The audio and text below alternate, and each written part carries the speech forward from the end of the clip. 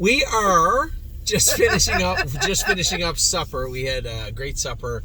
Man, we had another big supper. We had like 15 people out. 15 people out again tonight. It has been a lot of fun. Here in Lexington. You know, I will bet anybody watching this, you did not think that I would be subdued enough to only get 2 horses today. You didn't. No, you did not. No one did. I had my eye on 3 fillies in particular. One of them we got, one of them we did not, and the other one was gone. Long gone. No shot. We were getting her. You know, it's funny how the sale was. We had a lot of people emailing me saying, Anthony, so the Pacers, okay, you said you put the Pacers in. I'm just itching for somebody to say, hey, I don't think I want to win the pacing bucket anymore. Please do me a favor, because there is at least 8, if not 10 or 11 people that want shares of the Pacers. Actually, I shouldn't say that. Don't do me a favor. Do yourself a favor and stay involved in the pacing bucket, for the love of God. Those were 2 very, very good pedigreed horses and 2 very good-looking individuals. We got all the videos done of the horses we bought. I didn't realize until the sale was about to start today that we didn't have videos of 4 of the horses we bought at the sale. So I asked Curtis if he would mind us going to do the videos, and we got those done for you. So you're going to see those tomorrow morning. Who are they? The Pacer. Both Pacers. Yeah, both Pacers we'd do videos for, and then 2 of the Trotters. So, as I said, a lot of people asking who's in what bucket and what are we doing. Guys, just let us figure it out, okay? We have a number of things we can do, a number of things we want to do. I almost colored outside the lines today. I was the underbidder. Now, we could have bid till, what time is it right now? 10:08? We could have bid till 10:08 tomorrow morning, and I still wasn't going to get the full sister to Alicorn. That was, I believe they said that was determination. This is like 4 years in a row now. Oh no, move. The sprinklers are terrible here. They reach to the next zip code. All they have to do is water. I'm telling you what, it wouldn't be 20 feet long by 5 feet or 10 feet wide, and they get the entire surrounding parking lot and all the cars in it. I jumped out of the car the other night, saturated in 5 seconds. It's my fault. I should have known that was going to happen. So we get to the sale today. We do the videos of the horses. I looked through the entire day too, and I told Amy, I told you before the sale, we wouldn't be super active today. Would not be. I wanted Pickpocket Sister. I looked very closely at Aunt Lily's sister. James ended up buying her, and then I believe reselling her or something. I don't care. I liked her though. Very nice filly. But of the Captain Corys we wanted, I wanted a couple of colts, a couple of fillies. I didn't want to overload us with Captain Corys, right? I wanted to have a little, or colts exactly, a little variety. The fillies were hard to get today, and the only value we found was in Captain Cory. That was the only value we found. I was the underbidder on a bar hopping. I was the underbidder on Alicorn's sister, but as I said, that doesn't matter. We weren't getting her. She went for 90, by the way. You were asking me earlier. No, she went for 95. I was in at 90. I think so. Well, then I was in at 85. Whatever it was, I was the underbidder on the filly. I was the only underbidder on 2 horses today. The bar hopping horse that Nancy got and Alicorn's sister. Those were the only 2 horses I was the underbidder on today. I bid on some other horses. A lot of them I'd say, oh, we were going to bid. I didn't even get my hand up. My number one, so the only disappointing part was, I told you guys, we had a bunch of trotters. I did have 1 trotter, and I did have 1 pacer in this sale. That were my favorites. Amy can tell you they were my favorites before I got to the sale. They're more my favorites after I got to the sale. I was certain I'd get the pacer. Wasn't even close. In fact, I don't even know if I got a bid in that pacer yesterday. Nikki called? I don't think I did. And then the trotting filly today, I did get a bid in or 2, but she went for 180, and I couldn't stretch. And as it turns out, you're left asking yourself, could I have made another bid? Would that have done it? And then you look at the results and you see Andrew Harris. Good for Andrew. They got bullets and they're firing them this sale. But at that point, it didn't matter what you bid, you weren't getting the horse. And she was an exceptionally good-looking filly. It was a chimpanzee with all the French blood in her, number 344. Beautiful filly. It's funny because, again, there were some horses we couldn't bid on because we were waiting for 344, because we were waiting for Pickpocket Sister. And as Pickpocket Sister came in, Steve looked at me and he goes, no shot you get this filly. And Rob looks at me and says, Will you stretch? Is there any stretch on that 160, 165? Would you go to 180? I don't think I can. I really don't think I can. Let's just see how it plays out. And I think the consensus when she walked in the ring was she was going to bring $250,000. I don't think any of us thought I don't think Rob or Steve thought. I really didn't know I'm going to abstain. I can't remember my mindset at the time. But there were Captain Corey's that went high. There were some that went low. I didn't think she would have brought more than the one last year. He went for 250 though, honey. 245. Yeah, I know. I didn't see her bringing more than that. No, but I thought she could get to. No, I thought she could get to a quarter. Really? Well, with it being Captain Corey. And that's the thing is that no one knew. But later on, Harness AM's. I know that made no sense. Harness AM. So Harness Harness AM. You guys know we owned her. We broke her, bought her. Father Patrick filly. We bought her sister Aglariam, Southwind Frank filly. Of the two of them, Aglariam was an infinitely better animal, I believe. And Harness AM ended up was claimed off us, and then bounced around a little bit, and lo and behold, they breed her to Captain Corey. She throws this beautiful, and Amy, come out and look at this horse. It is the twin of Harness of Harness AM. The twin. Quote, watch her go through the ring, and I'm like, I can't bid on this filly because 4 hips later is the filly that I really, really want. Well, it didn't matter because she went for $230,000. But we have the sister. We have the sister. But now you'd have to ask Steve or somebody out there with a little more knowledge. Yeah, I don't know about the Southwind Frank, the Father Patrick angle. There maybe. And again, the video. And I told everybody the videos. Every horse you picked out went for a fortune because Amy did a great job picking out horses by video. Right, looking at the pedigree page, looking at the video, saying this is a nice horse. Well, that's what everybody else does. Yeah. So that's what happens is these horses with great videos come there and they just poof. They just go for a fortune.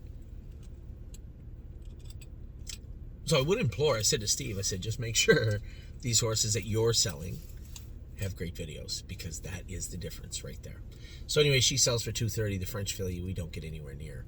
We couldn't get anywhere near anything now. Nothing. The French mare. Oh yeah, the other mare went for 150. There was like 50. The Tactical Landing at 348 brought 150 or 155. You couldn't get near any of them. You're right. What about the crazy Goo Goo Gaga one that went for 270? And no disrespect if you bought the horse. I don't know anything about the horse. I just looked at the page. I looked at the video, and I'm like, what? It just seemed odd to me. But maybe the horse was an Adonis. I don't know. So as the sale started, I had my eye on the French filly, Pickpocket's sister, possibly Aunt Lily's sister, a number of other horses that we were looking at. And as this all played out, really, between you and I, the two that I wanted was the French filly by Chimpanzee and Pickpocket's sister. But they were both the high-end horses, right? Can't hit them both. So we all had a very, very stern discussion about what would take place. We all voiced our opinions, and I said, no. I don't care that it was Pickpocket's sister. That isn't what made me like her. It was her as an individual. I tell you guys over and over and over again, all this stuff that we compile, all this data is wonderful. It helps immensely. But you still got to buy the horse. That's the horse that you are going to buy, break, train down, and race. That. She was beautiful. She had OCDs from her hocks too. Remember that? Maybe that played a role. I don't know. But they were all cleaned up. They looked perfect. She went in the ring. I almost had her for 62. Do you remember? Mm-hmm. And then I ended up having to pay $75,000. There's the camera crew. There's Mark McKelvey and Curtis. Just doing a little work here, boys. Mark is gonna pee in your tire. That's not cool. Oh, it's my car. No. Hoodlums. Absolute hoodlums. So, she comes in the ring. I almost had her at 62. We paid 75. I was thoroughly pleased. And it took a long time. What number was she? 281? Who's this, sorry? Pickpocket was 281, yes. The Pickpocket sister. They started at hip 137. 120. Like 150 horses went by before we got that filly. And then shortly thereafter, I was telling Steve the story about, the story about Father TJ. Yeah. Sprinkler. Yeah, that's great. Father TJ is the colt that if you guys have watched Arrowhead Hanover at all this year, most definitely the final. where he made a break. It was so disappointing. The winner of that race was Father TJ. Very good colt. He's got 200,000 or something made, a mark of 53. We bought his brother by Captain Corey for $20,000, which seems odd, right? It just seemed really odd. We ended up buying those two horses today, and we added them to the horses we have. So just a quick look through who we have, the work that we've done in Lexington this year. Number 11, we bought, oh, so great day. I heard the whole, I told you, someday we're one-on-one. Ask me the story about Hangar 1. Hangar 1 was our first purchase of the sale. That was the green shoe, brother to Goo, or the brother to Go Dog Go, the second dam is Mission Brief and Tactical Landing. A great purchase there, I believe. Royal Flush Dio, fantastic looking horse. This is the first second foal from from Princess Dio, who's the daughter of Queen Serene, world champion. Great pedigree there.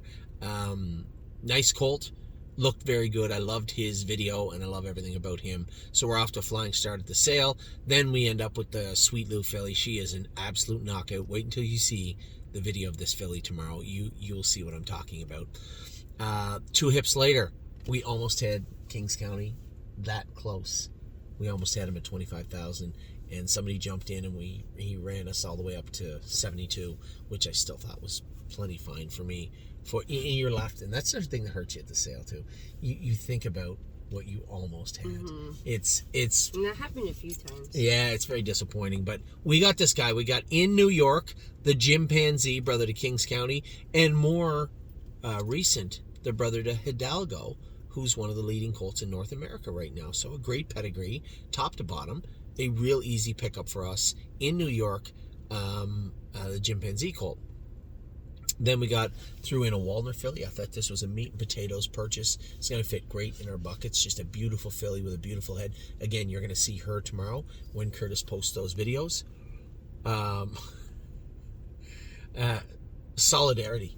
That was one of the more baffling purchases. I didn't realize how baffling till a number of people come up to me and said, Mark Stacey told me today too. He said, it wasn't the Tall Dark Stranger. Mark Stacey said the purchase we made that he loved was the Go Dog Go brother. He said he thought the horse looked amazing. Solidarity, he said, oh man. And Bob Young was there. He said, well, the Tall Dark Strangers. And I said, yes, but there were plenty. One went for $250,000, one for 150, one for 80. They were still paying for them. For us to get Kissing in the Sands, first colt, and again, you're going to see him tomorrow, an absolute knockout of a colt. For 72,000. Again, we were doing good work. And then today, so happy to bring Pickpocket Sister in. Now, we know her as Pickpocket Sister, but she is a beautiful Captain Corey filly out of a... what's this thing by? Can't Have My Money is a... Can't Have Hall. There you go. A Can't Have Hall mare. Again, in the second dam, you have International Money in the second dam. Great pedigree. This is a filly. This is a filly, not a colt. So again, you have tons of residual broodmare value just on her page alone right now. A beautiful filly and a great pickup. And then we closed out the day 307 with Captain Doolittle. Again, a horse that I just thought was just a super simple purchase. $20,000 out of his mother, who was the O'Brien winning 2-year-old Trotter of the Year in 2019, Dip Me Hanover. And her first foal was Father TJ, who is a Pennsylvania champion this year. The second foal is our colt, Captain Doolittle. So a great job, I think, so far. We've done some great things. I've shown some extreme patience at this sale, and only want to like tonight. We're going to go to bed. I know everybody's asking, what are we going to do with the buckets? What are they going to look like? Just let Amy and I figure that out tonight. We're going to figure out how the buckets are going to look.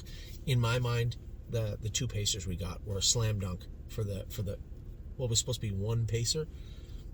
I just don't think we're going to get any better than that. And then the trotting side, depending on what takes place tomorrow, it could be an easy fix.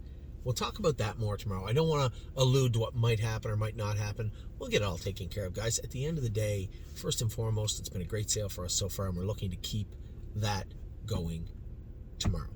So with that, I'm going to let you go. I will talk to you all very soon. I guess I'd have to admit, Vehement lost a shoe and made a break at the gate tonight. I'd asked Jason, I said, he looks sore going up to the gate. And he said, Anthony, track was like concrete. Chris said, rip the shoe off. Coming out of the turn behind the gate, he got out of gear and he rolled off stride. He said, sorry, it happens. I said, that's fine. I guess we'll have to take him to Pennsylvania for a start because now he has a break off a qualifier.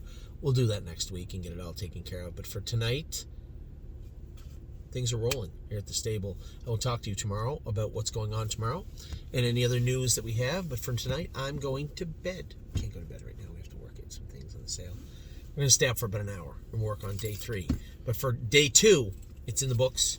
You guys rest up. We got a great show coming your way tomorrow at 11 a.m. But for now, we're off to bed. Take care.